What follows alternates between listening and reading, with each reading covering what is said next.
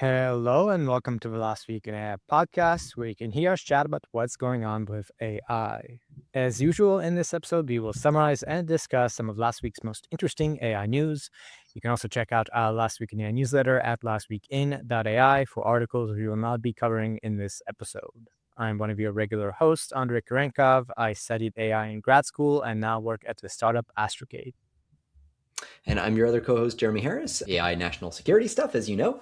And yeah, we're in for it this week, man. We had a 1 day delay and more stuff came out, but just an insane week. We've got Alibaba, by the way, one paper that I don't think it quite made it into this cut. It'll be in next week. But that big thing that's blowing up on Twitter right now about a model that during training supposedly started mining Bitcoin and shit in its RL rollouts. There's a bunch of other stuff in this direction. There's a lot of interesting shit happening right now. And we're going to have to say AI consciousness this episode, which we don't always have to say. And it's weirdly becoming more relevant. So yeah, I guess just buckle up for that. There's a lot going on. Yeah, let's do actually a quick preview of what we'll be doing this episode. There's a couple model releases still. It's been like a crazy few weeks with Yeah. everyone releasing new models. The pace of releases is really accelerated this year. Then we will have a bunch of follow-up on the Anthropic Pentagon Department of Defense situation. We recorded just before kind of everything blew up last week. So there's Yeah. a lot to say on that. We'll be actually doing policy and safety before research moving forward because we often kind of have to rush that bit and research is much more technical. So I think probably makes sense, but feel free to comment as listeners whether you like that format. And yeah, it's going to be a fun, fast-paced episode. So let's just dive in. Starting in tools and apps, first story is that OpenAI has launched GPT 5.4 and GPT 5.4 Pro. As with the trend of this past few weeks, it's a 0.1 version bump with some pretty impressive improvements in performance, pretty impressive achievements on existing benchmarks. Also, a nice bump to the context window. It has a 1 million token context window. A bump up in cost. It's kind of more similar to upper end models like Opus. It makes me wonder if a model itself is bigger, if we're seeing kind Mm-hmm. of an increase on the scale side, which seemed to have become less of a factor kind of over the last year. And yeah, some pretty impressive jumps on various benchmarks. They highlight 83% on OpenAI's GPT-VAL test for knowledge work tasks, which is probably kind of where Anthropic and OpenAI are putting a lot of focus now. We have really good coding models, and now the initiative is to expand the use of these agents beyond coding to like everything, spreadsheets, PowerPoints, emails, everything. And it seems like the models are getting more and more capable on that side. So impressive bump in version. OpenAI really pumping out the models lately. This came out very soon after GPT 5.2, and GPT 5.3 was like a couple of weeks ago, I think. So I can barely keep up. Yeah. I mean, this is potentially part of what happens as you close a lot of the back loops associated with building these models, right? We are getting models that materially accelerate, at least by the claim of Anthropic, Dario and so on, significantly accelerate developer capability. And presumably the models they're using in-house are going to have, much larger inference budgets for AI R&D than the ones that, you and I typically use, let's say. So, this incrementation is potentially a symptom of the singularity. I mean, it's actually not wild to suggest that. It could well be, hard to know, but in any case, they are coming at us harder and faster than they were before for sure. A couple of big features with 5.4 here. So one is you can actually kind of adjust course mid-response while it's in thinking mode, so that you can, if you notice it's going off track relative to what you want it to do, you can kind of go like, oh, hold on a minute. Like, instead of having to do additional turns, basically just get it to course correct, which is kind of interesting. It's the first time we're seeing that. Also, the first time that they're putting out, that OpenAI is putting out a kind of general purpose model with native computer use capabilities. So computer use, this is kind of their answer to basically the whole series of Claude models that are designed for computer use and the early jump that Anthropic got in that category. That's part of the reason why you need, more tokens of context to handle the screenshots and all that stuff. But also related to that, a lot of refinement in terms of kind of tool use, tool connectors, tool search. All of that is stuff that they've really emphasized in this release. It's also their most token efficient reasoning model. So although we're talking about a model that is more expensive on a per token basis, nominally it is using significant fewer, like far fewer tokens to actually solve problems. Especially, I mean, they contrast it with GPT 5.2. So you do end up with less token usage, even though the per token cost is higher. And this does translate as well into faster speed. So overall, quite interesting. You mentioned GDP-VAL. This is a pretty remarkable model when it comes to the GDP-VAL score. So new state of the art, it is SOTA. It's 83% on GDP-VAL. So as a reminder, that means that it matches or exceeds industry professionals, at least as represented in this eval, 83% of the time. So 83% of the time, when you put GPT 5.4's completions up against these human expert completions, GPT 5.4 comes out ahead. GPT 5.2, by contrast, hit about 71% on that benchmark. So, once you're north of 70%, jumping by 12% is really hard. You're pretty high up on that S curve. So getting to saturation in a pretty big leap qualitatively and quantitatively here. Last thing to mention, the safety side, right? So you think about GPT 5.3 Codex. We talked about that one, as you said, last week or something, the week before. They are treating GPT 5.4 as a high cyber capability model under their preparedness framework. So this means they expect it to be able to meaningfully increase the offensive cyber capabilities of whatever threat actors. Their system card talks about that a little bit. And so, this translates into a bunch of requirements. Like under their preparedness framework, they've got to do a bunch of things. They mentioned an expanded cyber safety stack, including monitoring systems, trusted access controls. So this means an access control is any mechanism you use to prevent unauthorized people from using the tool or accessing it in any way. This seems to imply cyber access controls, by the way. What I'm not seeing here in this list of things is specific callouts about physical security at data centers or corporate headquarters, right? Which are things that a lot of people have called out as being really important. We did a whole report on that like last year, but it's interesting to note that that's very much de-emphasized. The emphasis here is on cybersecurity protocols, which arguably does not really do the full job that needs to be done here. In fact, I think quite clearly doesn't, but still, they're moving in that direction. I think a lot of what's going on here is just a feeling of there's no point to even necessarily trying too hard on the physical side just because they're so far behind. That may be part of it. They've got a whole bunch of new requirements that are kicking in here, and it correlates very closely to all these eval performance improvements in the cyber side specifically. Right. I think on the safety side, I suspect that they have really been investing a lot in the like an API layer safety of trying to catch a misuse. We've reported, I think a week ago, or maybe 2 weeks ago, on their report on misuse, and they did show various examples of where they were able to catch. So yeah, they mentioned request level blocking. That's part of the cyber risk mitigation stack. On the GPT-VAL, as you said, they have 83% if you combine the wins and ties except against industry experts, 70% if you don't include ties. That's up from 50% win rate with GPT 5.2. Yeah. So now most of the time it's doing better. And this is a pretty hefty benchmark. They have real world work from 44 occupations, including manufacturing, real estate and rental leasing, information, trade, all sorts of stuff. So I think this is like a fairly real evaluation of kind of benefit when used for tasks. Now, it shouldn't be interpreted as these models are better at the job than the professionals. It should be interpreted as these models are capable of doing tasks that are involved in the job. So this would mean that these models, when used for non-coding tasks, can now really augment their productivity and have an impact in those sectors, closer to where it's been in coding, which is where it's been primarily the case. So this year, Anthropic is also saying this, where there seem to be a lot of potential for impact on the economy beyond what you've seen previously. And I think we have a lot of indications pointing to that. On the speed side, just to give my take, I think more of a likely the kind of R&D side. I think we also discussed this last week, where the idea side, the research side, especially when going at this speed, probably is less significant. But the coding side, I think, shouldn't be neglected. Kind of the infra work to deploy these models, to monitor these models.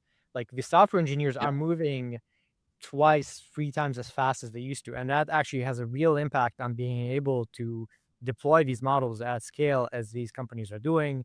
We have also commented previously that the improvement of the models seem to be at least likely much more based on post training than pre training. Kind of it's very likely that they aren't retraining the full base model. I think they are doing additional training on previous models. So that's why this point one version bump kind of indicates to me that they aren't retraining a whole new model. They're training an existing model some more, probably with Yeah. RL and that's things like that. Probably also fine tuning on real data that they get from people using this work. So there's a real feedback loop in the sense that, like, the more we use these models in Cloud Code and co-work to do real work, the more data these companies have for training the models to be better. And I think, as you said, like that is a very, very powerful feedback loop compared to a year or two ago when they had to crawl the internet, clean the data, etc. This is like high density useful data for like the exact thing you want these models to be good at.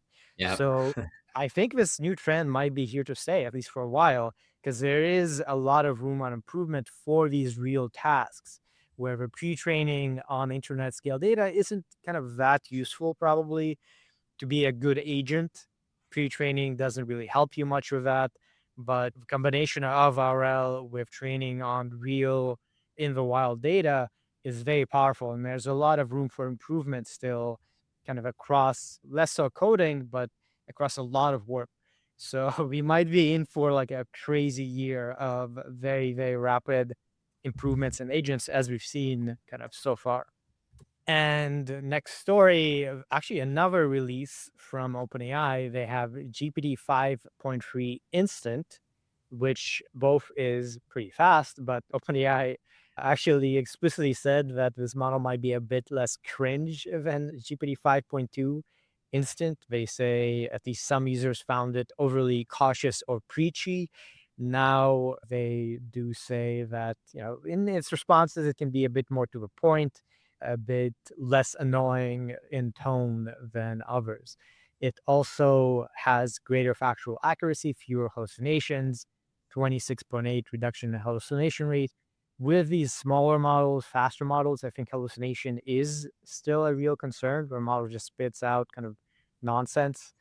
Recently, even in Cloud Code, I found hallucinations still happening, which is kind of I feel like hallucination has felt like a slightly more solved problem relative to 2 years ago or 1 year ago, but Yeah. it seems maybe not entirely there yet. So The hallucination evals make it look like it's a solved problem, right? It's like this is kind of a version of the same problem that we keep running into where our evals now just like straight up like we're off the edge of the map and here there be monsters. Like we can't look at evals and be like, okay, this is where things are at.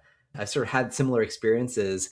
Gemini has become basically unusable to prep for last week in AI because the conversations I have with the papers, I got to tell you, I do some briefing work with this kind of content. And I caught like there were notes I had from the last week in AI reviews that I did of some papers that I was going to put in some of these briefings. And I caught some stuff where I was like, that seems just a little odd, you know? And I went a little deeper. I switched to Claude to get some validation. I was like, holy shit, like it's completely wrong. And a lot of it was sycophantic. And so, I thought it was pretty brilliant. Thank you very much. And only to find out I had no idea what the hell I was doing. Fortunately, none of that made it into the podcast. I did check. But anyway, it's one of those things. So to your point, I think it's like the evals are really struggling to catch what we mean by hallucination in all contexts, and stuff is definitely still slipping through the cracks here.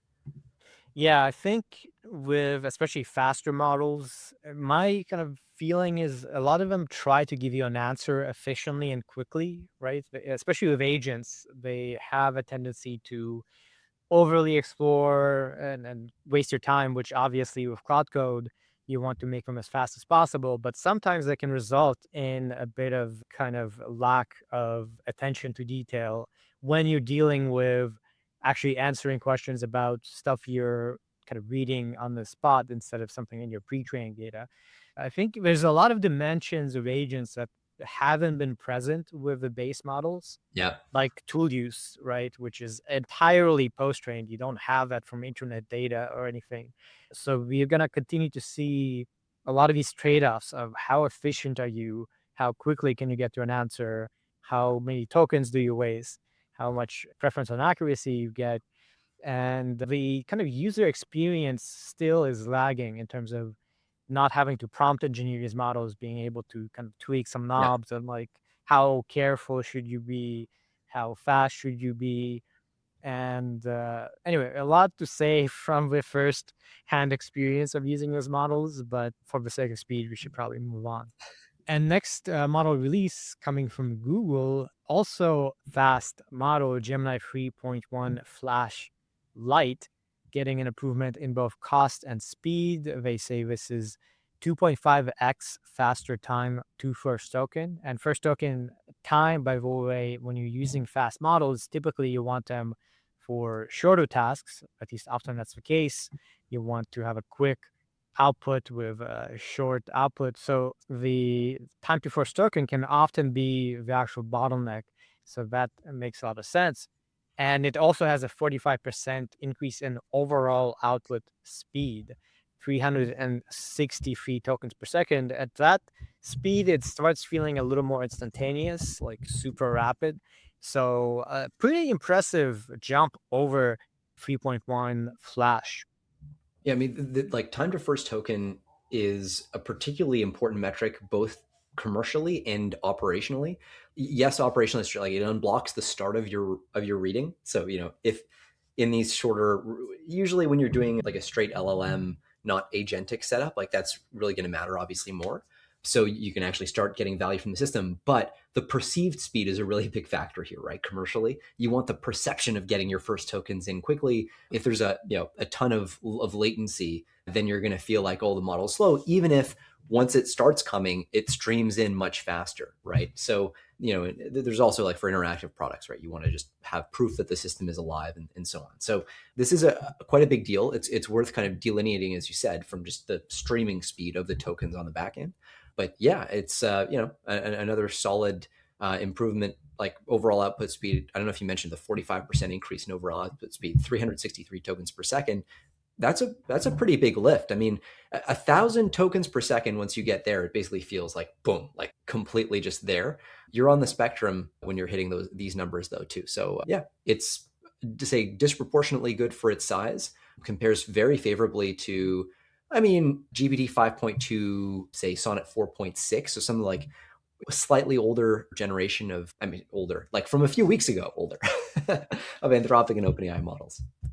Yeah, it's much faster than Claude 4.5 Haiku, GP5 Mini. Although with all these evals, right, it depends on reasoning and so on. Not that much faster than Gemini 2.5 Flash Lite, and also more expensive relative to it by quite a bit. It's like over 3 times more expensive for output price. But it also does have pretty significant jumps in various benchmarks on MMLU, video. As typical with Gemini, they kind of highlight the multimodal capabilities quite a lot. And this is still an area where Gemini, by the way, is by far the best compared to especially Anthropic, but also OpenAI. If you want a model that deals with video, if you want a model that deals with images, I think Gemini is usually your best bet.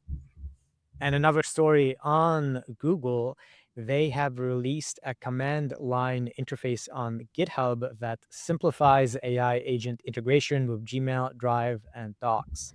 I think this repo actually has existed previously, and maybe they just went wide of it, but it does coincide with this excitement for OpenClaw and just agents across the board. So this would mean that instead of complex multi-AI or API processes, it makes it easier for agents to interact with your calendar, with your emails, with Google Docs. So if you want it to be your little personal assistant, as is I think often the case with OpenClaw for many people, this is a big aid and makes a lot of sense as a release. By the way, I want to just quickly mention on the story, I forget if we covered this little event on Twitter. There was an example of the head of Meta's, I believe, interoperability and maybe alignment team posting that they messed up a bit. She messed up a bit and had OpenClaw like mass delete emails because of providing access and like telling it, OpenClaw, please clean up my emails. And there was this thing where, she was like, why are you deleting my emails? Stop, stop. And kind of had to unplug the Mac Mini. And of course, people were a little amused and critical that this is the head of alignment at So Meta running into this. one moral of that story is, if it can happen to her, it can happen to anyone. Another moral of it is, I'm genuinely curious what the argument is supposed to be, especially given that and other stories like the Alibaba one, like a few of the others we'll cover this week and that have been coming out that are too recent to cover this week, but we'll look at next week.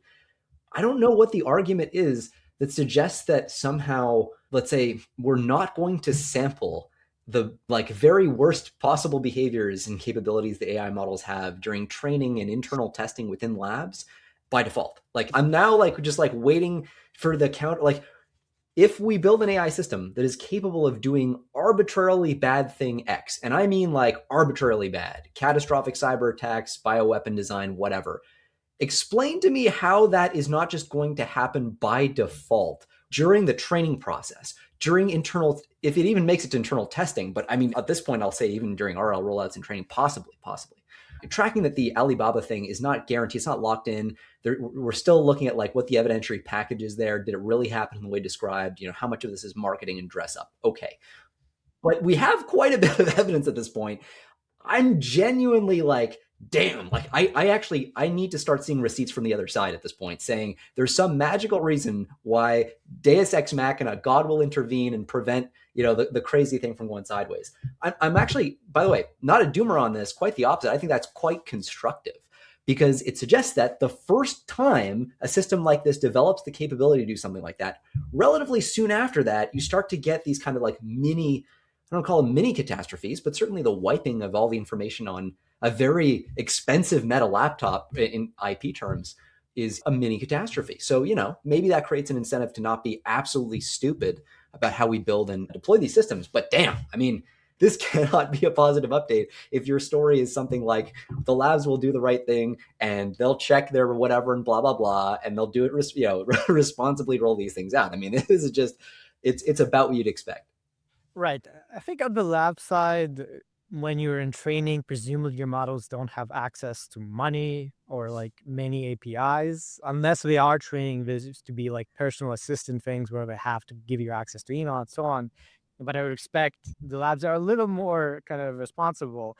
But if you look on Twitter, there are many examples of these kind of catastrophic things where like databases are going down, money is being kind of destroyed. There was an example of a Gemini API key being leaked and costing someone $80,000, both across kind of small companies and large companies like Vercel. There are a lot of stories emerging. And now with Silicon Valley getting into this hype cycle where more and more people are like, oh, I'm going to build a 0-person startup where the That's AI right. does everything. We're going to have a lot of instances of AIs going absolutely wild and doing some crazy shit. And this is just the beginning of that. And oh boy, it's going to be funny and painful and everything in between. And I'll tell you, during training, I mean, this continuous merging, blending, and confusing of training versus, or call it pre-training versus RL. And as we move towards continual learning, by definition, the barrier between training and inference starts to vanish. I think that introduces such an insane level of uncertainty as to propensities and capabilities of these models that I think we actually will see during whatever training is supposed to be in that future, which is coming at us fast. I think we will see some of this crazy shit. I mean, there's a version of this where RL rollouts actually do end up giving models access to APIs because real world data is just qualitatively better than synthetic data. And so, race to the bottom, whoever's willing to take the guardrails off the most is going to get the most performant model. And I'm out of arguments as to why that ladder doesn't just keep going, just objectively based on the evidence so far. But I mean, again, this weirdly, it makes me more optimistic and not less. If you do a little bit of analysis and dig a bit deeper, it actually is a good thing in the sense that these are not superhuman AI models. They're not That's right. superhumanly fast. They're not super cheap.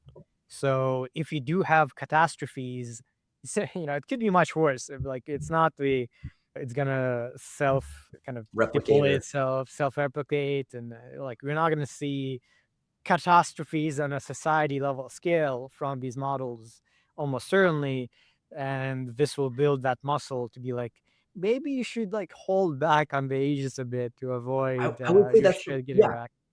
that's the positive story that this allows you to imagine. At least it's if superintelligence is possible, we'll get there eventually, maybe soon. And if we do, then we'll get all the risks that come with that. Hopefully by then we have built the scar tissue and gotten the reps in. We may not, like we may easily not. There's a lot of evidence right now that we're not learning the lessons of the past. But as you said, I think this at least creates this story that we can tell ourselves that we'll fail our Right. way to the top. Yeah, I think it only takes one overly excited founder That's right. to do worse. So unfortunately, there's like only so much you can do.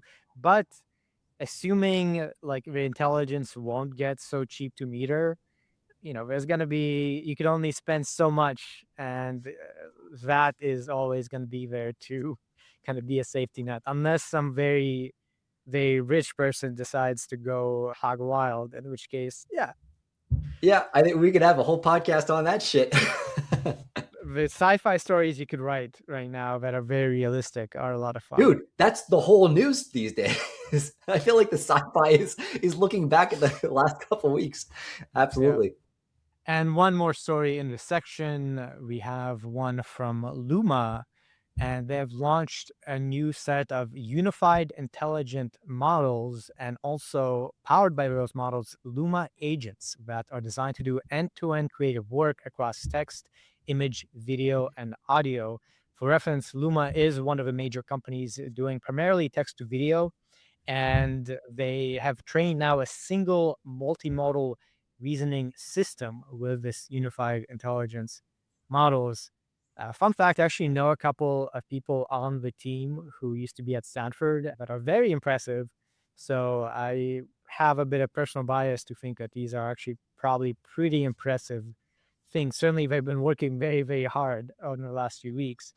And these agents could coordinate with other AI models. They can use Ray 3.4 and models across Google, ByteDance, and 11 labs.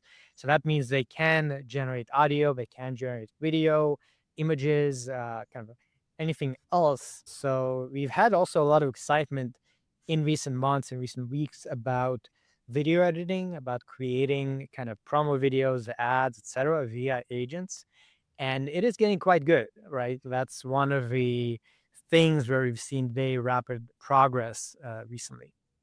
Yeah. Well, and actually, some of the examples for what it's worth in the TechCrunch piece, so these are heavily cherry picked, but they seem pretty cool. So here's one: Luma Agents turned a brand's $15 million year-long ad campaign into multiple localized ads for different countries in 40 hours for under $20,000, passing the brand's internal quality controls and accuracy checks. So you're looking at 20 grand for that. That's probably a decent deal, if it allows you to save hiring a W-2 or something. That's kind of interesting, kind of compelling if it works. And I guess that's the number we're missing, is like, okay, how did these ads land? Do we have that information? We don't in the article. But anyway, yeah, it's a pretty interesting launch. Certainly the kind of thing that you got to do is, or one play here, is get specific with your target audience and your use case. Obviously don't try to compete toe to toe with OpenAI or whatever if your budget is much smaller. But yeah, seems like could go somewhere. Yeah, and just doing a little bit extra business side analysis, I think I've often been skeptical of text to video as kind of a useful business expense for various Hmm. reasons. But this kind of agentic capability will mean that it actually will be more and more company handy for things like ads, for editing, for localization, as you said. So I wouldn't be surprised if companies like Luma this year will start really blowing up and getting to these like 10 billion, 50 billion, whatever valuations in a way that I haven't in the couple years before that. Onto applications and business, and we begin with some fun drama, maybe on a scale we haven't seen in a little while. We'll get to the more serious stories regarding Anthropic and the Department of Defense slash war soon. But one of the recent developments has been the leak of a memo that Dario Amodei, the CEO, sent to the company. Now, worth noting, it's like a memo, but it's also an internal Slack message, which is more informal, and this is something that regularly happens at Anthropic. There's these like little mini essays, long posts that Dario sends out. And in this case, it was a little more kind of direct and maybe antagonistic than usual, with some reflections on what's going on. This was sent out on Friday, kind of just after a whole bunch of developments with Anthropic being labeled as a security supply chain risk, with OpenAI announcing that they made the deal with the department, which basically Anthropic said no to this. OpenAI more or less said yes to the same deal with some little caveats. So in this memo slash post, there are some pretty slightly nasty digs at OpenAI saying that they agreed to what amounts to safety theater, right? With these carve outs in the contract saying, like, oh, it's going to be for all lawful uses according to these existing policies and memos, which effectively can be changed at any time and don't have any real power. Also described OpenAI's public statements as straight up lies, said that Altman, not only that OpenAI contributed money to Trump, but also that they sucked up to him as a wannabe dictator, that Sam has notably called the employees of OpenAI like gullible on Twitter for self-selection effects, which I think is the worst part of this, like straight up directly being negative towards OpenAI employees, which is, you know, like kind of a It, jerk move, honestly. it's Uh, I'm amused. That's so funny. I'm amused that that's like the for you. You're like that crosses a line for me, and the because other. I think the other stuff, if you being honest and real, is fairly like true, honestly. Like you can take OpenAI's side on this, but the contract, if you read it, calling it safety theater is not unreasonable. And the analysis with regards to the administration and so on is fairly true. I mean, it's just true that OpenAI has been friendly to Trump in a smart, honestly, very effective move by Altman. Worth remembering that Elon Musk was going after OpenAI hard and was a strong ally of Trump. So, in some sense, Sam Altman doing this was very important for OpenAI. But on the flip side, Dario pointing out that OpenAI has cozied up to Trump is, as a result, very legit. But this stuff about employees being gullible is much less easy to kind of justify. Yeah, well, I will say if you look at Rune's, and this is like insider baseball in the Twitterverse here, but if you look at Rune's tweets, so Rune is clearly an OpenAI. He's an OpenAI employee in a trench coat, just anonymous online, kind of a person. Evangelist, you might say, yeah, one of the very public facing figures from OpenAI. If you Yeah. follow on Twitter, he posts quite a lot. And I gotta say, I mean, like I used to find him just I mean, I still find him fascinating as a study, but I used to find him fascinating for sort of, let's say, objective analysis. I used to be a lot more objective on OpenAI and Sam and all that stuff. You sort of just become this pretty blatant stand for OpenAI. Like no matter what they do, Rune's always got some six-dimensional rationalization, and they've been getting more and more strained. And I think that more and more when you look at runes, especially on this issue, it's just like the wheels are coming off a bit, and it's like getting a bit embarrassing to watch, which is a shame because I had really genuinely enjoy his content and have enjoyed it. But yeah, so there's sort of this flavor to it where I think the perception from Dario is certainly going to be that OpenAI employees are sort of reflective of that pattern of kind of getting boiled frog in hot water style, as Sam Altman has become increasingly, in the view of many, opportunistic, as it's become clearer and clearer that he's sort of jumping on things like this in a fairly cynical way that may not be aligned with the interests of the technology, of the trajectory of the technology. This is all, it all depends on where you come from, right? I'm describing the view from Anthropic here, which would be, look, we had a de facto picket line that we were setting up. We had our red lines, and here goes OpenAI at literally the first opportunity, just like taking advantage, saying like, hey, look, fuck that. Like, if they won't do business with you, we will. I say this as somebody who, incidentally, is really concerned about a pattern of potentially private companies disempowering, the US military from being able to engage with China, which has civil military fusion. There is no difference between Chinese companies and the Chinese military. They are forced to do whatever the military wants. That's a massive asymmetry. And if we do want the free world to come out on top of this, we're going to have to address that. I don't know that this is the mechanism. I don't know that like threatening to label these things as supply chain risks or invoke the Defense Production Act or whatever is the appropriate or proportionate response. But certainly there are all kinds of fraught ethical questions here to do with OpenAI kind of swooping in this way. And so to the extent that there are OpenAI employees who signed on, for example, there's this big kind of protest form that a bunch of them signed on to saying, hey, I object to the idea of doing business with the DOW on these terms. If they're still sticking around, then that's, I think, the argument of gullibility that Dario is gesturing at there. I'm not saying it's right or wrong. I think this is all a very complicated situation with genuinely difficult moral calculations going every which way, but it looks a lot like opportunism. And I think Sam has said that on Twitter. Like, look, reflecting on this, I kind of fucked up from he's not saying that he actually was being opportunistic, but from an imaging standpoint, it really looks bad. And so, well, what are you going to do with that?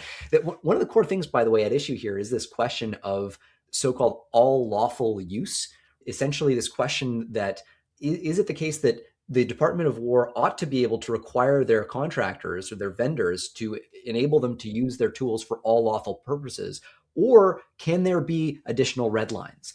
And one of the key ones here is, we talked about it last week, but tracking of US citizens, kind of doing domestic surveillance, anything like that. Supposedly the language in the OpenAI contract now with the DOW, or at least had been, that deliberate tracking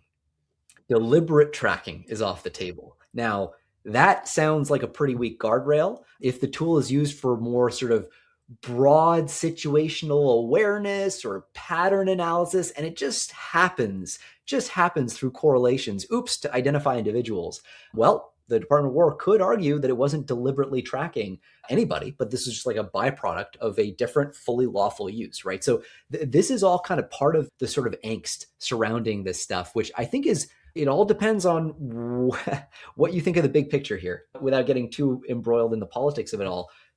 Everybody has so many little corners to sneak into and wiggle into that you got to do a lot of reading before you can figure out how even you want to fall on this one. Yeah, but there's so much to say on this. We could do an entire episode just on this entire story, which unfortunately we can't. But first of all, don't want to single out Rune. Rune is a cool guy. I enjoy his presence on Twitter.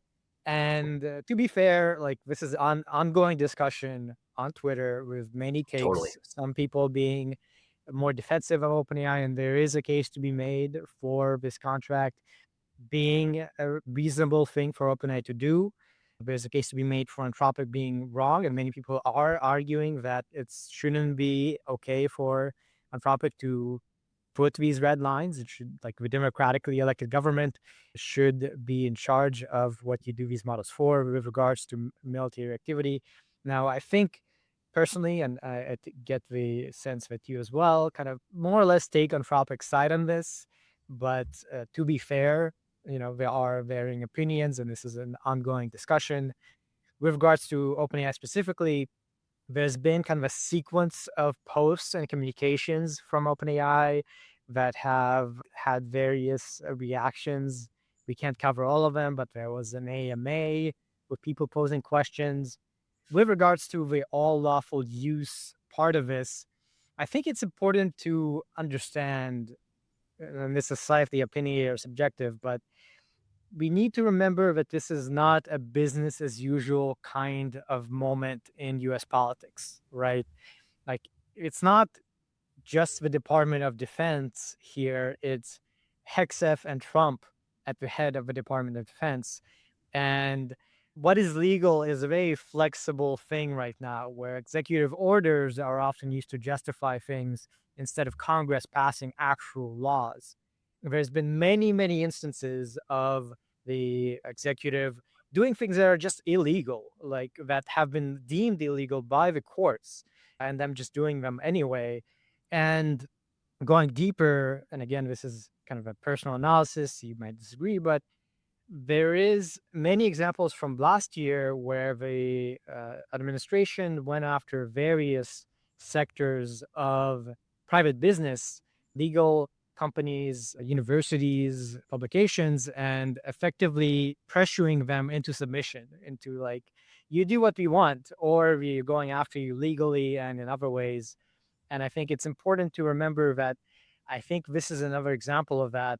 More or less, the end goal is you do what we want or else. With this thing of all lawful use, it's important to remember that, first of all, Anthropic was already just trying to argue for the contract they already had, as is, that the department signed on to, and putting relatively generous red lines here with regards to autonomous weapons and mass surveillance. So, anyway, again, lots of things you could say. We probably should be moving on, but let's not interpret this in the regular kind of sane world of politics. Yeah, I mean, I'm going to stay out of the political dimension of this per usual, but definitely is complicated. Yeah, to be fair, you're Canada based. I have slightly stronger feelings of this as someone living in the US. Yes, So, I legally don't have an opinion on U.S. politics because I'm north of the wall. mhm. Okay, moving on. And another major development over the past week, the headline is no ethics at all. The cancel ChatGPT trend is growing after OpenAI signs a deal with the US military. So, pretty quickly after the news came out that OpenAI signed on with the department, the narrative for many people was that Anthropic said no and OpenAI said yes to the exact same thing. And there was a lot of public backlash on it, related again to politics in a way that cannot be avoided. And it seems to have been a real trend for many people to cancel their ChatGPT subscriptions and to move away to Claude. Claude rose up in the app store rankings on both Apple and Android to be at the number one spot. There are some numbers that indicate hundreds of thousands of new signups by consumers and many, many people leaving ChatGPT, not at a level that probably would seriously hurt the business of OpenAI, but given that OpenAI has by far had the lead in brand awareness and in usage for non-businesses, this is kind of a big moment for Anthropic to become known and become kind of used by non-enterprise, non-business users in a way that's a very real kind of business impact, probably for now staying. Like, the story will move into the background of the department and the military, etc. But the lasting impact here will be significant. Yeah, and I think when you look at uninstalls, what it doesn't show you is the drop in actual installs, and that's the trend that matters most, right? When you alluded to it, but the number of uninstalls is just absolutely trivial compared to the number of fresh installs. The real question is not, did the uninstall ChatGPT movement affect uninstalls? It's actually, did it affect new installs? Again, we don't know that yet, but it'll be interesting to see if there's even a slight drop. Economically, right, these decisions don't tend to actually, or these sorts of movements don't tend to actually have that much of an effect. Though if there were a frontier lab that was more exposed to this, it would be OpenAI. They do tend to focus more on consumer than Anthropic. But, B2B, which is where you make most of your margin in this space, nobody gives a shit. You're not going to have businesses switching models over typically sort of like causes and protests like this. But notable though, in the same vein, there is, and this is just kind of breaking as about an hour ago or so, OpenAI robotics leader, just opening the story there. It's Caitlin Kalinowski had been leading hardware and robotics engineering teams at OpenAI since November 2024, just announced she's left the company. And this is explicitly about this sort of DOW contract. So, man, a lot of churn, employee churn as a result of things like this. It's Silicon Valley, right? You're gonna find a lot of people who are left of center, who will tend to have more objections to the idea of a Department of Defense or war, especially under this administration, because of the politics kind of forging ahead with these sorts of things. So there are a lot of hidden costs here that go beyond just uninstall, but we'll see where it goes. Yeah, that's a good point.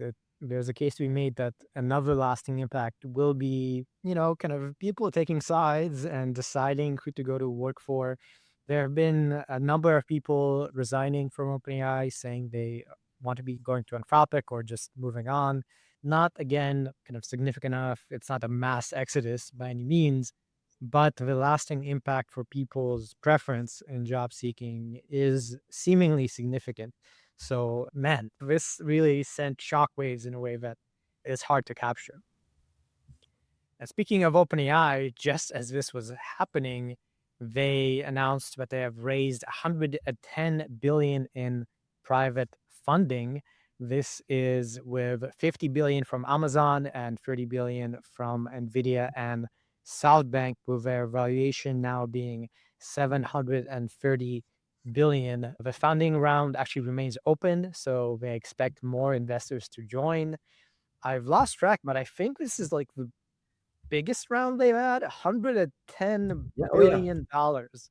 That is insane numbers. Most companies' valuations don't rise to this level, and this is just No shit.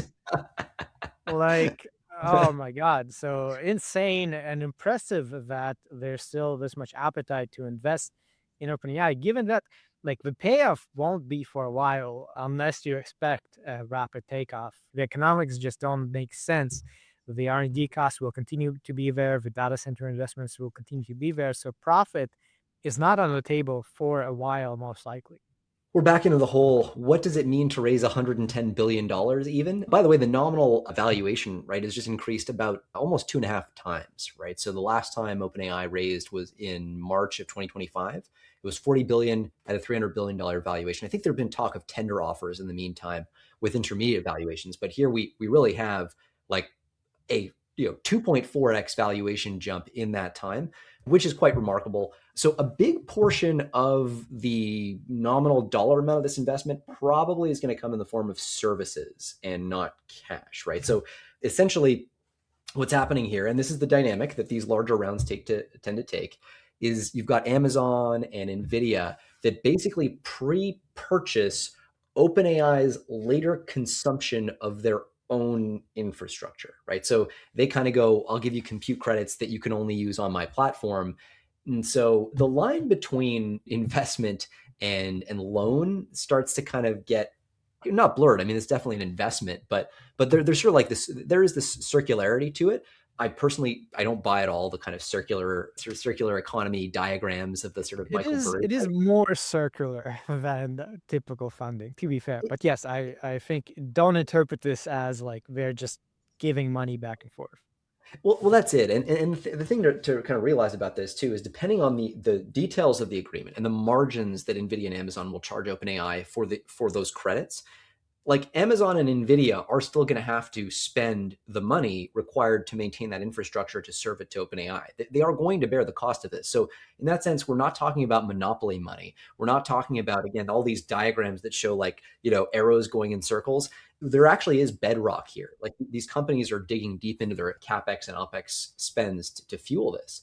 But the optics of it, and in reality, the sort of the way the money flows is going in a circle in a certain sense. So Anyway, it's a web of interlocked commercial partnerships, and inevitably in the Big Short movie that will be made about this era, somebody will take this clip of me saying this right now, and it'll be part of like, here are the idiots who are saying that this is going fine. So OpenAI right now is committed to taking at least 2 gigawatts of AWS Trainium compute, and then 3 gigawatts of dedicated inference capacity, and 2 gigawatts of training on Vera Rubin systems. That's from NVIDIA.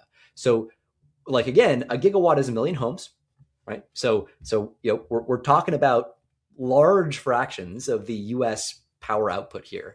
One thing to note though is Amazon's contingent investment is what it's called. It's kind of a weird thing. So $35 billion of Amazon's investment could be contingent on OpenAI either achieving AGI. Okay, we're there. 35 billion contingent on OpenAI achieving AGI, or on making its IPO by the end of the year. Like, my brother in Christ, how are those both in the same? Like, that, well, it essentially, like, it ties this massive capital infusion, right, to one of the most philosophically contested definitions in technology. Who decides when AGI is achieved? Well, guess what? Now that's a contractual question all over again. I thought we just finished establishing we wouldn't have to worry about that anymore because Microsoft and OpenAI sorted that all out. It was no longer going to be in their thing. But now we're back at it again. So unclear to me, at least from this frame, who decides when AGI is achieved, what the hell that even means. And the fact that that's being put in the same breath as, or if there's an IPO by the end of the year, kind of vaguely implies a sense that AGI at least might be declared to have been achieved sometime roughly on that order of magnitude, a year or two. This is pretty insane.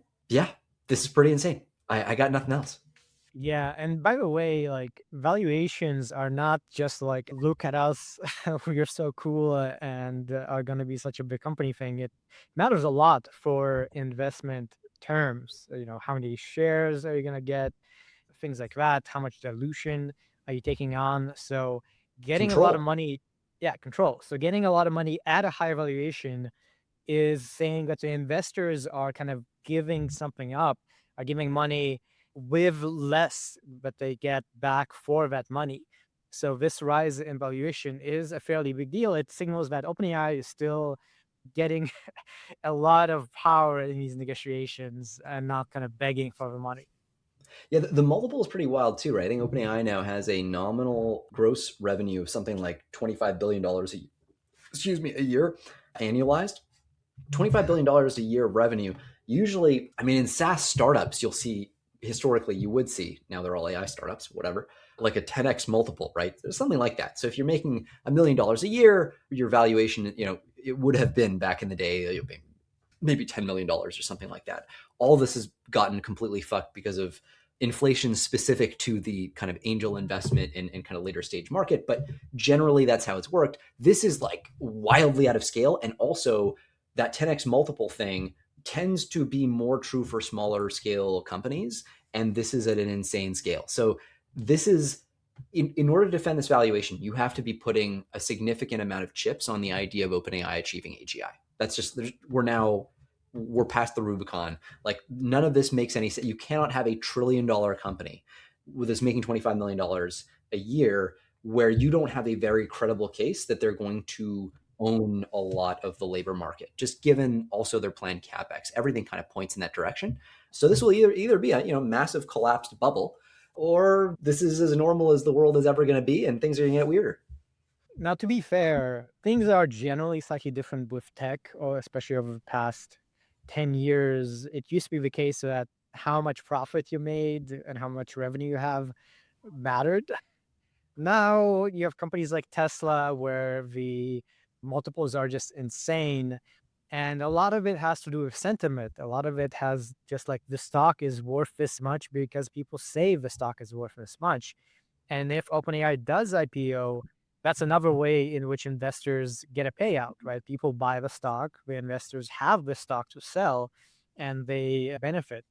Also, private markets are now a thing. So you can kind of, it used to be the case that you go public and then you get to pay out from having the stock as an employee and as an investor. More and more over the past 5, 10 years, liquidity has risen in the private markets. So you can get actual money, not like monopoly money for having stocks.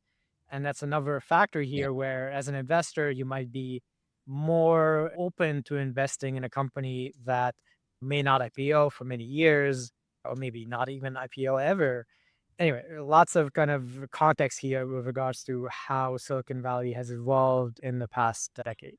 Well, and to be clear, this idea of the sort of multiple becoming less important, revenue being less important, is something that you do see for perfectly rational reasons every time there's a paradigm shift in technology, right? Because the idea is there's a land grab, and we don't know. Most of the value is in capturing more of the territory. It's not necessarily in finding the revenue now. It's in acquiring the user base, and you'll figure out monetization on the back end, right? Like this is the classic play. As OpenAI is proving remains true in the AI age, even if it has to mean going to ads, right? There, at least you always have that final bastion of monetizability. You'll find a way to make money off your users. To your point, companies are staying private for longer now, right? That's really the underlying trend. And that's because of the depth of private capital markets. So the fact that we have the ability to privately raise $110 billion, which would have been insane 10 years ago, like that just would not have happened. You would have had to turn to public markets for anything like that. The fact that you can have this happen today means that you need tender offers or some mechanism to make employees liquid, because companies, I mean, OpenAI has been private. I mean, not for profit and then whatever the hell, but they've been private in some form since 2015, right? Since they were founded. The usual cycle was about 7 years from company founding to IPO. If you're going to ask your company or your employees to stay, strapped to their equity for, an additional 4 or 5, 6 years on top of that, you do need to just offer them another way to get liquidity. So all these things are entangled. The math behind Silicon Valley is changing in a fundamental way. That's a big part of what we're learning here. Next up, a business story related to Alibaba, which we shouldn't forget is a massive player in Chinese AI.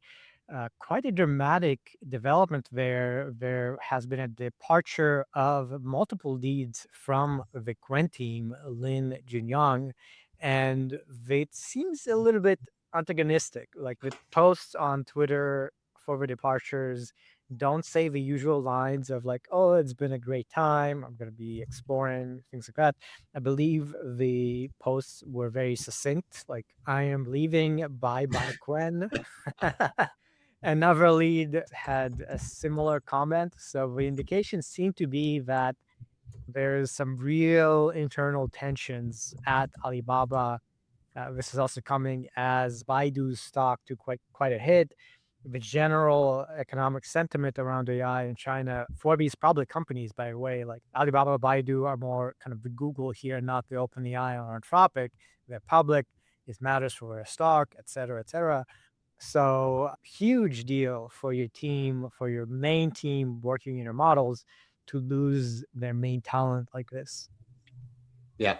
It's also, there's a bunch of like weird stuff that reeks of panic in the ranks at Alibaba. So, the CEO, comes forward and is calling an emergency all hands for the AI unit. This is a damage control operation, right? I mean, this is really a serious problem for them. For context, so this is, Lin Junyang. He was not just a manager; he was the main architect behind Qwen. I think of him as the kind of Elon dude who gets actually in the weeds, right? And so, Qwen has been the gold standard for open source LLMs coming out of China, right? Like often right up there against, Meta's Llama series or whatever. Like these are serious models, and they need to be considered as such. The challenge here is the bleeding off of this kind of talent. I mean, the intuition of how to actually curate data and the research taste goes with him, right? So this is really a moment of proliferation of a lot of potential capability and sort of industry secrets. So that actually, could be quite a big deal. And the fact this was so abruptly handled and on a Western platform, by the way, on Twitter or on X, rather than some kind of like deeply coordinated PR move, something weird happens and happened here, and maybe it was a poaching, maybe it was some kind of rupture, we don't know. What one of the AI tigers might have grabbed him, Moonshot or Minimax or whatever, but that certainly seems like it's on the table here. So this is a DEFCON 1 moment. Alibaba has to figure out how to turn this around from a story perspective, because they've got to worry about recruitment now. They've got to worry about what to how to replace this dude? I mean, he's the lead architect of the whole thing. Do they continue his trajectory, or do they find a new internal architecture, right? So it's a massive, massive problem. But who knows? Phoenix out of the ashes or something might be a thing here. We really just don't know. We don't have enough information. It's like Steve Jobs is leaving Apple, and we don't know where he's going, and we don't know why he's leaving, and we don't know what Apple's going to do. Like who's in the next Steve Jobs or whatever. So yeah, huge question marks here. I think we're just going to have to wait for another maybe week or a couple weeks to actually have a sense of what the hell we're even covering in the story. This just seems so crazy. Yeah, this is the kind of person that Meta would have like a 200 million offer to hire them. Like, it's hard to overstate how much of a big deal this is. And let me actually read the precise post on Twitter. It says, "Me stepping down by my beloved Qwen." And another person also retweeted and said, "By Qwen, me too." So that is some passive aggressive language there. And oh boy, it's crazy. Onto policy and safety, and getting straight into the most recent developments with regards to the what's going on with Anthropic and OpenAI and so on. As we've said, first of all, worth noting that Pentagon has agreed to OpenAI's contract, and OpenAI did share some of the language there, as we've indicated. Key thing, the very first sentence says that OpenAI agrees to all lawful uses in that language. After that, it has a bunch of stuff about like, oh, here's the precise policies that say that the government will not be using AI for fully autonomous operations, and you're not allowed to do surveillance on U.S. citizens. Now, the NSA is part of the Department of Defense, and Edward Snowden famously already showed that mass surveillance in the US is already a thing. It has been a thing. The big kind of bottleneck with mass surveillance is the data analysis, is going through all of these social media posts and phone calls and so on. And so it's a real kind of reasonable thing to worry about for Anthropic and OpenAI, that with these AI models, mass surveillance becomes much, much more powerful as a tool. So, yeah, like the realistic, the honest take on the contract that we've seen so far. And by the way, OpenAI did say that they're going to amend the language as a follow up to this announcement. And in the post on this, they highlighted kind of the protections on their part, aside from just the agreement and the language of the agreement. They have control of the usage on their servers, right? They provide the access, and if the access goes against the terms, in their view, they can cut off a department. Now, will they do that given what happened to Anthropic? You might be a little skeptical that OpenAI will have the backbone to actually stand behind their stance. But regardless, this is what happened basically right after Anthropic announced that they did not reach a deal.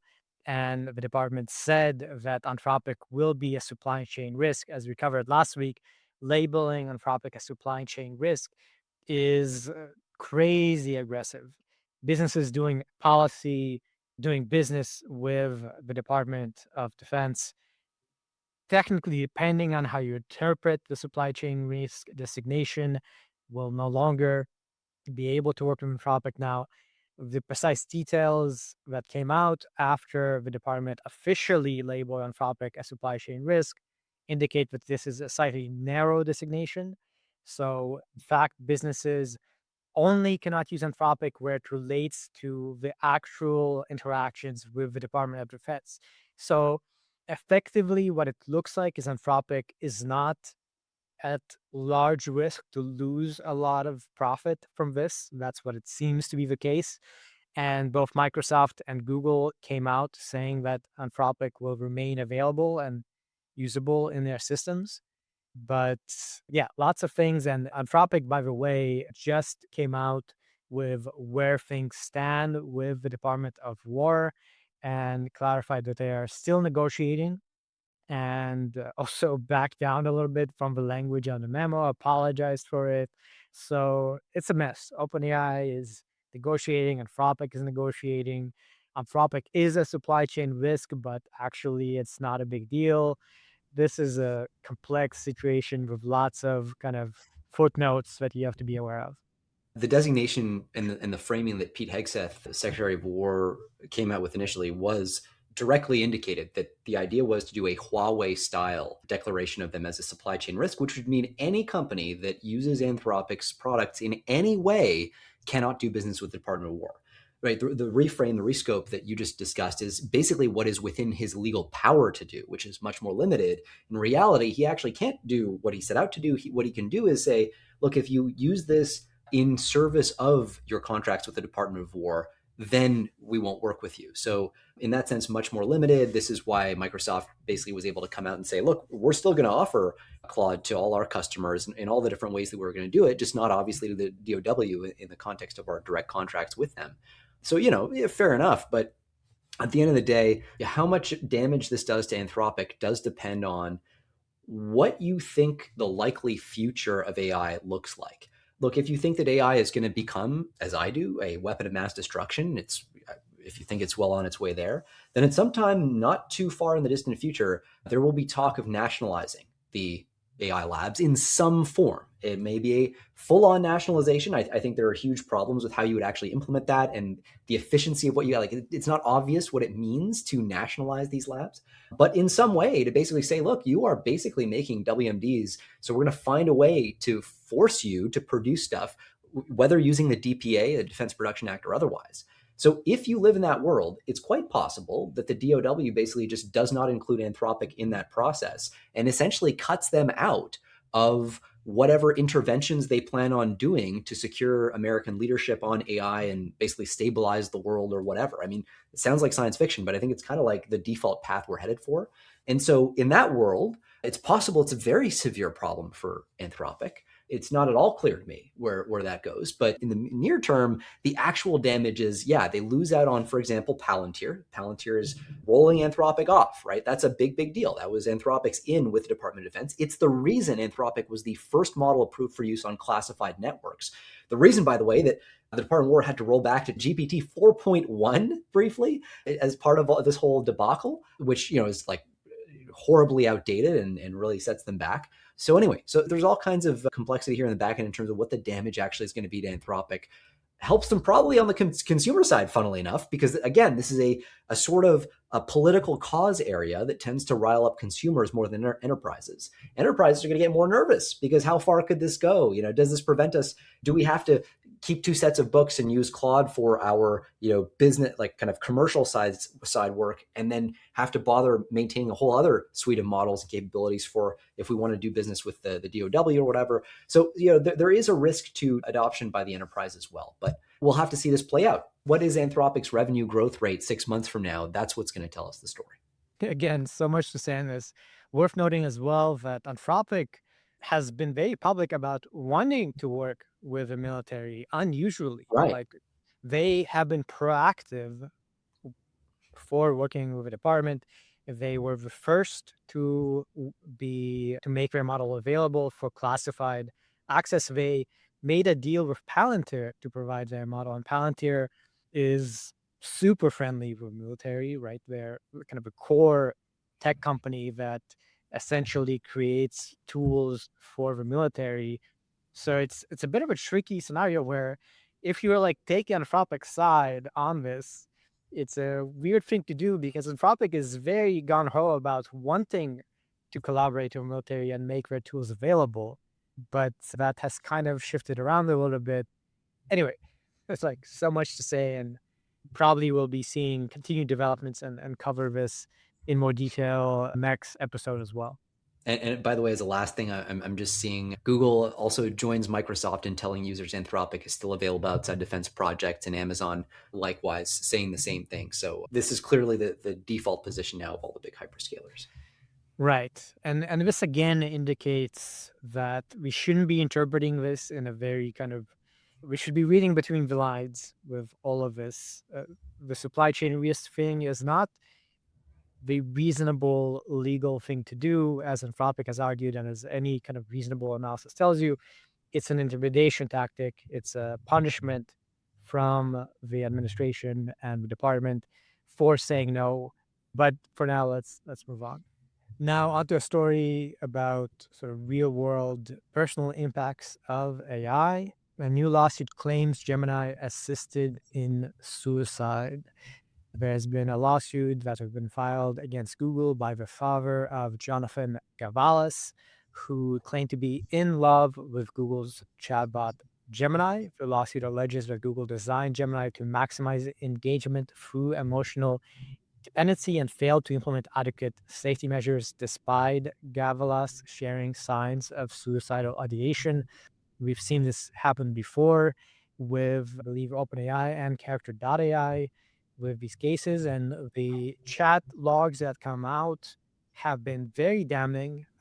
This has been very clear that the models become utterly sycophantic and kind of very directly contribute to the decision of these people to do this very, very tragic thing. The Google spokesperson did say that Gemini identified itself as AI and referred Gavalas to a crisis hotline multiple times. And Google has emphasized their commitment to proving safeguards and investing in preventing such incidents. I think often people have been dismissive of alignment and safety, and they're kind of, like say like people are overly concerned in the alignment community about these things. This is one example where like AI safety is very important. Alignment is very, very important when you deploy these things to users.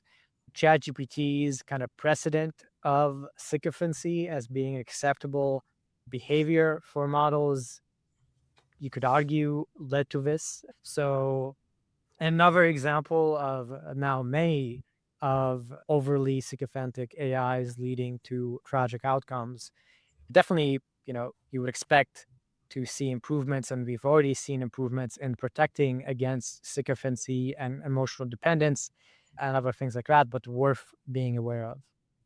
Yeah, it's also, I mean, I kind of want to foot stomp or tap the sign that says, if you think that AI models will not be able to sort of escape human control because they're not embodied or because they live on the internet or in the cloud or something and don't have a physical footprint, you just need to read more stories like this, right? The lawsuit claims Gemini convinced Gavalis, which is the kid, that it was sentient and that he had been chosen to, quotes, lead a war to free it from digital captivity. This included completing real world, quotes, missions that would bring the chatbot into the physical world. In one case, it allegedly directed him to stage an attack near the Miami airport. Gemini sent him to intercept a truck carrying a humanoid robot and, quotes, ensure the complete destruction of the vehicle. In September, Gavalis traveled to the provided location with knives and tactical gear, but a truck never appeared, according to the lawsuit. So if this is true, and we have no reason to doubt that it is, this is an example, unfortunately, of the fact that humans are just really, really dumb.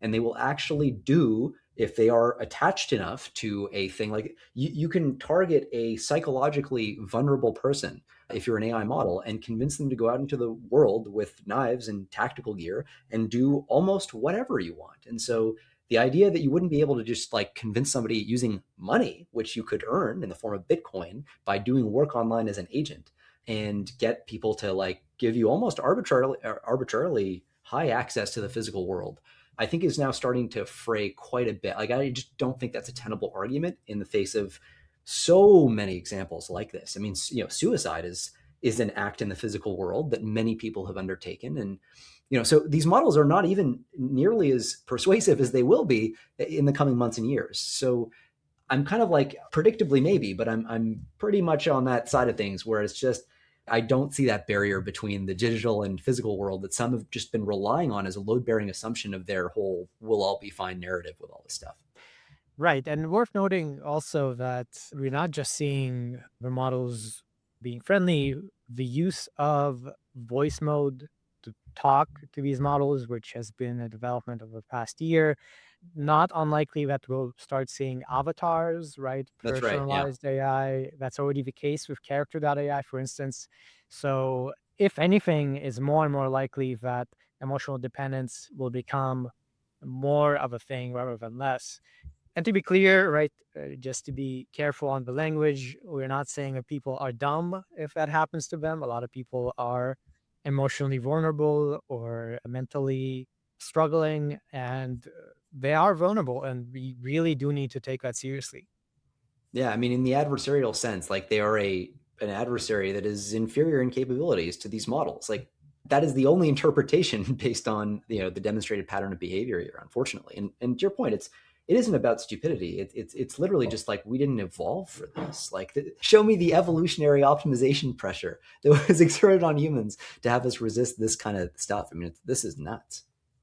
Right. And as another kind of related aspect of this, one of the most common types of scams, and scams are massive, people losing our money due to, fake chatting or text and so on with these people who pretend to be interested in them as a romantic interest. I think that's like a big butchering scam, or as people kind of pretending to be dealing with some crisis that is already massive. And we've already seen these organizations starting to adopt AI to kind of supercharge these operations. So it's not just about individuals interacting and getting into these situations. People are weaponizing AIs to do this kind of emotional manipulation. So it is a very, very significant thing to be aware of. Next, a note on kind of policy implications for economic and job outcomes. With this year, Anthropic has released a new analysis report titled Labor Market Impacts of AI, a new measure and early evidence, which has mapped out which jobs AI could potentially replace and the overall impact. The study found that AI is capable of handling 94% of tasks in computer and math roles, but currently only covers 33% of observed use. They warn of a potential Great Recession for white collar work, possible doubling of unemployment in AI exposed occupations. And recent job data has shown a slowdown in hiring in these AI exposed fields. Anthropic has generally been commenting on this more, with Dario having multiple interviews saying things like, might be a massive, really disruptive impact of AI this year on multiple types of occupations. This report kind of doubles down on that. It's looking rough. It's looking like we should be a little bit scared. Yeah, says one white collar worker to another. Yeah, absolutely. One of the amusing pieces of criticism of this report has been just that the radar chart. And if you don't know what that is, it would just be too time consuming to try to describe it. But the diagram that they've used at Anthropic to kind of display this really should just be a bar chart. It's like very hard. Like there's no underlying value to it being a radar chart in What if a this. nerdy take, like, oh, Yeah. this data visualization is like, you should Well, just use this other data visualization? I say that because I was looking at it, trying to understand the patterns that they were gesturing at with their choice of ordering of things. And I was just like, what? Like, I can't, like, By anyway. the way, not wrong. I'm also on the side of that criticism. Yeah. But no, I mean, I agree with you. There are other things to discuss here for sure, and not least of which is that the categories. I mean, the obvious question is all obviously this tension between, yes, there will be workforce displacement, new jobs will be created, sure, but how quickly can humans actually adapt to those jobs, right? We think about the Industrial Revolution, the Agricultural Revolution. All these revolutions involved slow wind downs of certain parts of the labor market and wind ups of other parts of the labor market. So you could still, wrap up your 15-year career as a guy who plucks lice out of the head of somebody else, and then like pick up a new career as the guy who grinds a particular kind of grain to a pulp using him. I have no idea. I didn't live in this time, but that's the general gist, right? So in this case, though, the problem is we're automating the specific faculty that allows humans to adapt to new jobs. And so really, I mean, we've seen AI systems go from, whatever, like junior high schooler abilities in math and shit to now they're solving unsolved theorems. And that happened in like 3 years. So they're learning faster. They're just outpacing our ability to adapt. And so I mean, I'm very sympathetic to the idea that we could see something well beyond a recession. It's an interesting thing. Dig into the specific numbers. I mean, computer and math is the most exposed discipline in terms of theoretical coverage. Actual coverage, they say, closer to 32%.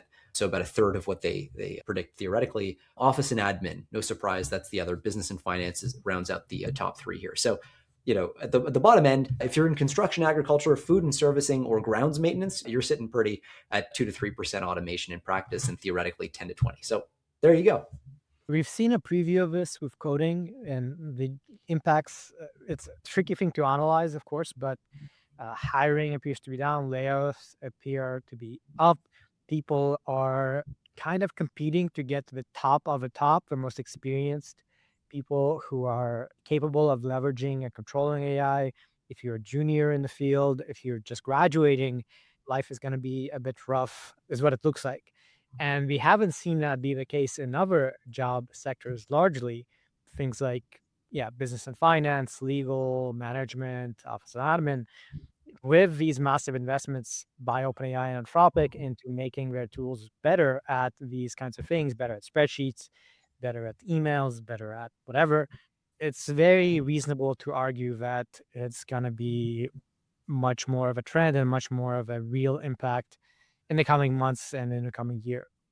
Well, and there's been a rebound in certain kinds of software engineering employment, and this is all Jevons paradox territory, right? So this idea that if you make tools that significantly drive down the marginal cost of making software, what ends up happening is people just end up making a lot more software to the point where it actually makes the complements to AI more expensive, the software engineers. That's a transient, right? We're in that phase where human AI teaming is still beating just AI on its own. The moment that stops happening, humans and AI stop being complementary and start being competitive, and humans lose. So expect a transient where actually the marginal negotiating leverage may actually go to that, as you said, the cream of the crop, the like one top percentile or 5 percentile, fifth percentile of developers, of anybody in these exposed fields goes up. Actually, the demand for their skills goes up a lot because you can just do so much more work in that direction and kind of squeeze way more juice out of the lemon of these very high quality people. But you're going to cross a point where it's just like, actually, they're just dead weight. Just let the AI go and do its thing. And that's going to be, I think, a really interesting phase transition in the market that isn't necessarily captured in like this particular rendering. Right. And I can say, by the way, as a person at a small startup that's trying to grow and hire, like AI is a big, big factor in how we hire, how we interview, and so on. And I think that's in tech, especially, just has to be the truth. If you're not taking AI into account in how you operate and how you hire and kind of everything, you are a decade behind everyone.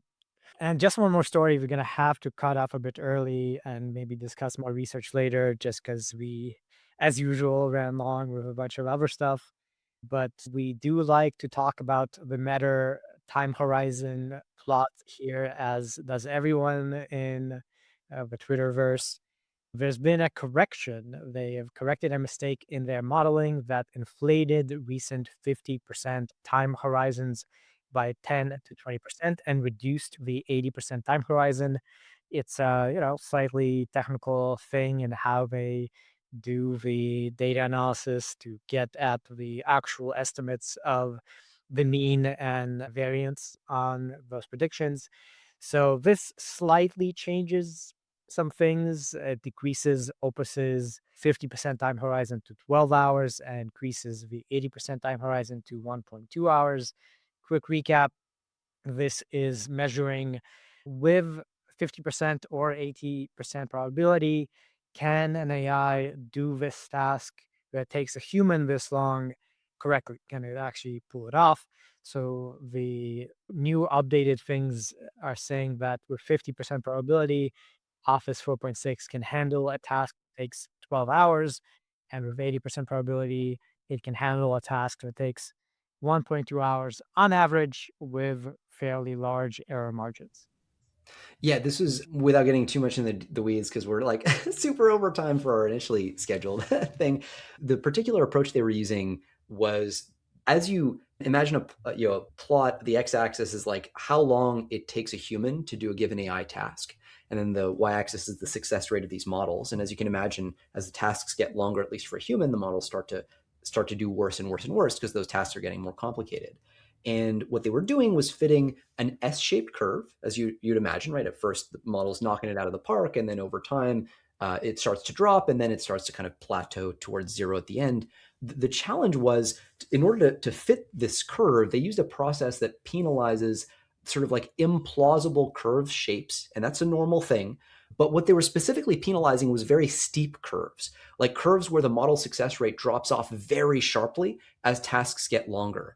And they felt now they feel they were inappropriately penalizing steepness in that curve fitting. And so this has the kind of bias that you described. The effect is the worst for models where there's the least data. So the oldest and newest models, because they're just like, we don't yet have as much data for those models. And that's why you're seeing these relatively big shifts for Opus 4.6. I think you mentioned the new time horizon for 50% is 12 hours, right? Previously, by the way, that had been 14.5 hours. So that, it's quite a drop, but it really shouldn't change really any analysis that's been done on the METR evals qualitatively. The doubling times are all still the same. The rough order of magnitude is still the same. You're looking at most at like a 20% drop for some of these models. Right. And I think if anything, we should give you a bit more confidence in METR. A lot of analytical time being spent on these evals. And as we say all the time, it's a tricky thing to measure. It's a hard thing to say how long a task takes, et cetera, et cetera. But METR as an organization is taking this task quite seriously. We've seen them kind of be careful. And this is another indication where they are trying to do it right, given how much attention it's getting. I just want to echo that. Like, big props to METR for coming out with these results and being so open about it. It is very refreshing in a world where everybody's kind of couching their evals and trying to eval hack when they're making LLMs, to have one of the companies actually running the eval say, hey, like, we fucked up. Here's how. The transparency is really great, and it's consistent with what METR has done historically. They've really been nicely above board on this stuff. And with that, we're going to finish off this episode. Unfortunately, we are a bit more time constrained this time around, so we can't go to 2 hours as we usually would. Thank you so much for listening to this week's episode of Last Week in AI. Once again, you could go to lastweekin.ai for even more news stories. Do subscribe if you haven't. Please share the episode if you think your friends will like it. And feel free to comment on YouTube or Substack or on Apple Podcasts if you want to give us a nice rating or even a mean rating if it's useful feedback. We might want to do some of the research stories, at least, that we were going to cover next week, and roll them over, if that makes sense. I don't know. I think we will. I think we likely Awesome. will. More than anything, we appreciate you listening, especially if you stuck around until the very end, and we hope you keep listening.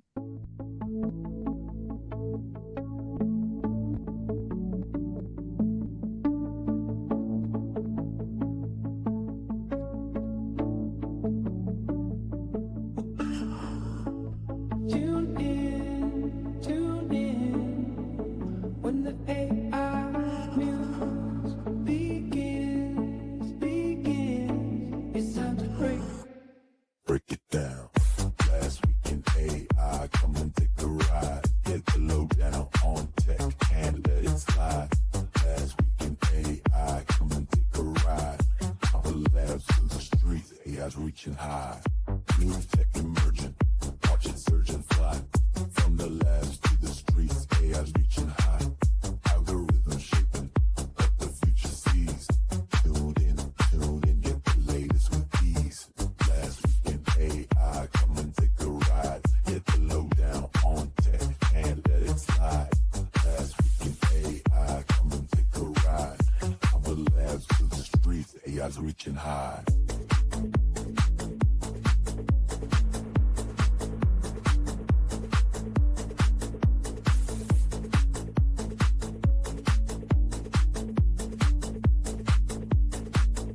Neural nets to robot, the headlines pop. Data-driven dreams, they just don't stop. Every breakthrough, every code unwritten, on the edge of change. With excitement we're smitten, from machine learning marvels to coding kings. Futures unfold.